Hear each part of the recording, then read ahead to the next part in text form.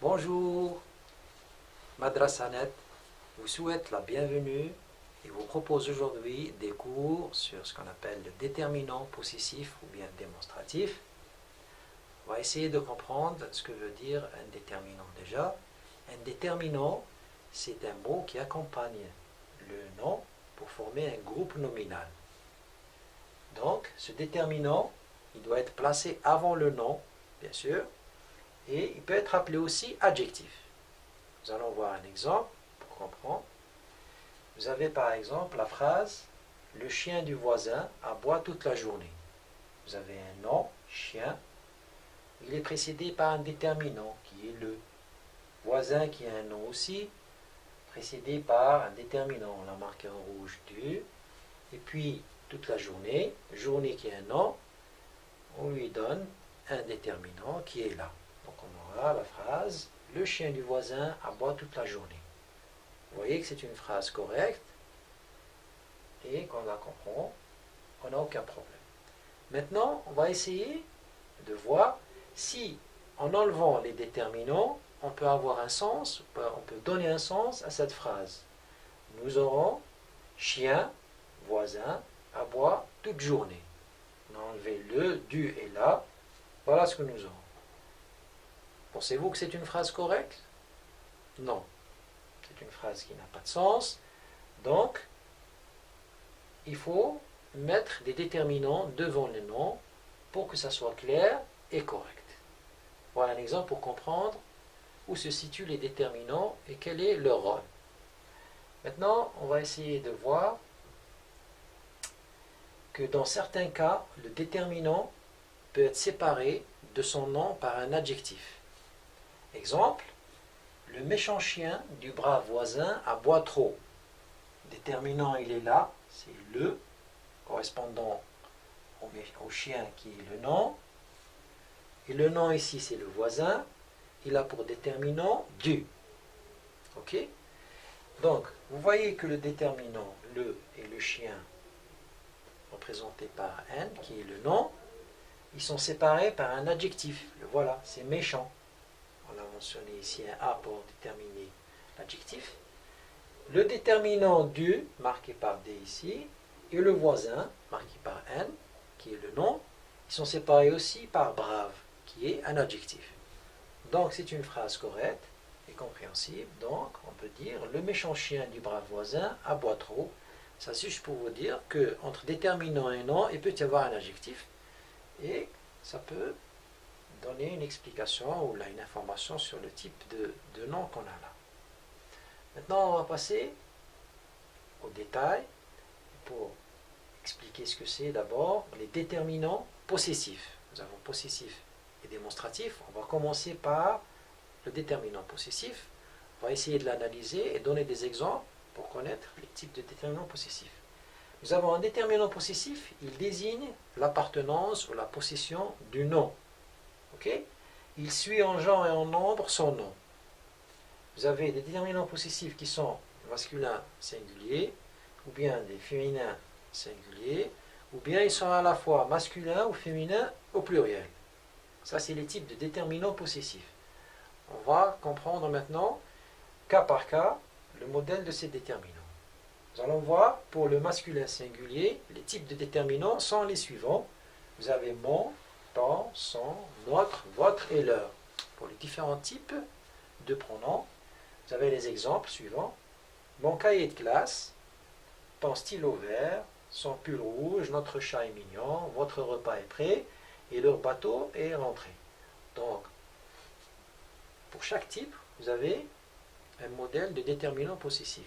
C'est le chat qui nous appartient à nous, c'est le repas qui est à vous. Donc, on a toujours dit que c'était la possession pour les déterminants possessifs. Le bateau, il leur appartient à eux, troisième personne. Ce cahier, c'est le mien, donc c'est mon cahier. Le stylo, c'est le tien, donc c'est ton cahier, c'est ton stylo, pardon. Et le pull, c'est son pull à lui ou à elle, donc c'est son pull rouge. Donc pour chaque déterminant là, vous avez un type de pronom. Ok? Passons maintenant à l'exemple où le déterminant est au féminin singulier. Vous avez l'exemple, vous avez les types, pardon, ma, ta, sa, notre, votre et leur. faire la différence entre le féminin et le masculin. Exemple, pour le féminin singulier, on dit ma chaise est cassée, puisque chaise c'est un féminin, donc on lui attribue un déterminant, on avait dit, qu'il suivait en genre et en nombre son nom. Donc la chaise est féminin, on lui met un déterminant féminin, ma chaise. Ta veste est verte, donc on peut dire aussi ma veste verte. L'essentiel c'est que le nom, il a comme déterminant un mot qui le suit en genre et en nombre. Là, c'est le féminin singulier, donc c'est ta veste. Ok? La bague, elle est au féminin, donc le déterminant est au féminin. On dit sa bague et non pas son bague. Ok? Faites attention. La ville, ça ne change pas quand il s'agit du pluriel, c'est notre ville. Pour clé, la même chose, votre clé, ou bien notre clé, ça ne change pas. Eh bien, la fille aussi, c'est la même chose. Pour le pluriel, on dit leur fille, c'est la fille de leur, c'est-à-dire la troisième personne du pluriel. Donc, c'est leur qu'on utilise pour le déterminant au féminin. Maintenant, on va parler des déterminants masculins ou bien féminins, mais au singulier. Nous avons les modèles. Les déterminants sont mes, tes, ses, nos, vos et leurs. Que ce soit une forme au féminin ou bien au masculin, au pluriel, pour les deux cas, féminin et masculin, nous utiliserons ces genres de déterminants. Mes, tes, ses, nos, vos, leurs. Vous allez voir avec des exemples, vous allez comprendre. Vous avez mes cahiers, c'est un singulier, c'est un masculin pluriel. Mes cahiers, donc, c'est mes qu'on utilise. Pour stylo, qui est au masculin pluriel, c'est T. Pour pull, qui est toujours un masculin pluriel, on met C. Pour chat, la même chose, c'est un pluriel, donc on met nos. Vos repas aussi, on met vos. Les bateaux, on met leurs. On peut mettre des mots, là c'est des mots au masculin pluriel, on peut mettre les féminins. On peut mettre aussi nos chattes, elles sont mignonnes. Donc nos ne change pas. Par exemple, pour repas, on change le mot repas qui est au masculin, on le met au féminin. Juste pour comprendre, on peut mettre nos vestes. Ou là, vos vestes sont jolies. Veste, c'est un féminin, donc vos ne change pas. Ok, que ce soit masculin ou féminin, donc au pluriel, on utilisera ces déterminants-là. Ok? Maintenant, on va passer à l'autre type de déterminant, c'est les déterminants démonstratifs. Déterminant démonstratif, comme son nom l'indique, c'est un déterminant qui nous démontre, qui nous indique, ou bien nous présente ou désigne des personnes, des choses ou bien des animaux. Ce genre de déterminant, c'est-à-dire le démonstratif, il suit en genre et en nombre son nom.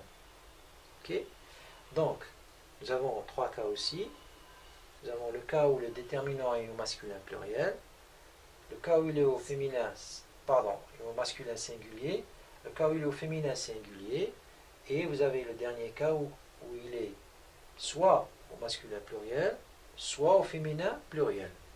Il y a une petite différence entre les deux. C'est pas comme pour le déterminant qu'on avait possessif, c'est la même chose. Là, il y a une différence entre le féminin pluriel et le masculin pluriel. On va détailler ça cas par cas. Le premier cas, masculin pluriel, singulier, pardon, vous avez ce, cette, ceci, celui-ci et celui-là. Ça, c'est les déterminants masculins singuliers. Vous avez les exemples. Ce cahier de classe, c'est un déterminant démonstratif, masculin, singulier. Cet élève est brillant, masculin, cette CET, et j'ai deux stylos par exemple. Celui-ci est pour moi, celui-là est pour moi. Celui-ci, est pour toi, et celui-là est pour moi, ou bien l'inverse. Voilà comment on utilise celui-ci et celui-là. C'est un exemple pour déterminer dans quel cas on utilise celui-ci et celui-là, qui est un déterminant singulier. Parlons maintenant du déterminant féminin singulier. Nous avons les déterminants sont 7 au lieu de 7 avec T, c'est 7 avec 2T, avec 2TE parce que c'est le féminin, celle-là et celle-ci. Ok? Voyons voir les exemples maintenant. Vous avez cette voiture est belle. Ok? Donc cette voiture, c'est un féminin. On lui attribue les déterminants féminins 7. Celle-là, je ne la connais pas, en parlant d'une personne, par exemple. Celle-ci, par contre, est ma cousine. Voilà l'utilisation de celle-là ou de celle-ci. Différentes manières d'utiliser ces deux déterminants. Passons maintenant aux déterminants masculins pluriels qui sont c'est, cela et ceci. Vous allez voir avec l'exemple, c'est pas compliqué. Ces romans sont des chefs-d'œuvre. Vous voyez que c'est un déterminant qui représente le masculin pluriel. Roman, c'est un masculin qui est au pluriel. Donc, ces romans sont des chefs-d'œuvre. Un autre cas pour cela, on dit ceux-là sont mes cousins. En parlant de cousins, c'est un mot qui est au masculin pluriel, donc on lui attribue cela. Ceux-ci, par contre, sont mes voisins. La même chose pour voisins. Ceci, on parle de voisins. Voisin, c'est toujours un masculin pluriel, donc ceci, qui est un déterminant pour les voisins qui sont au masculin pluriel. Parlons maintenant du féminin pluriel. Pour ces déterminants, vous avez le CES, c'est, celle-là et celle-ci. Ces déterminants-là, c'est des déterminants démonstratifs dans le cas où le nom c'est féminin pluriel. Par exemple, nous avons fille, le mot fille, qui est un nom, c'est un féminin pluriel. On dit ces filles sont dans ma classe, par exemple. Et pour l'utilisation de celle-là et celle-ci, nous avons pour vous un exemple. Celles-là sont dans l'autre classe. En parlant d'autres filles, on les présente celles-là avec S sont dans notre classe. Celles-ci, par contre, je ne les connais pas. Ces déterminants-là, tous ces déterminants-là, représentent les déterminants pour les féminins au pluriel. Voilà ce qui concerne ce type de déterminants. J'espère que vous avez saisi ce cours. Vous aurez l'occasion de bien comprendre encore plus avec les exercices ou les activités qu'on va vous présenter prochainement sur Madrasanet. Soyez les bienvenus, au revoir et merci.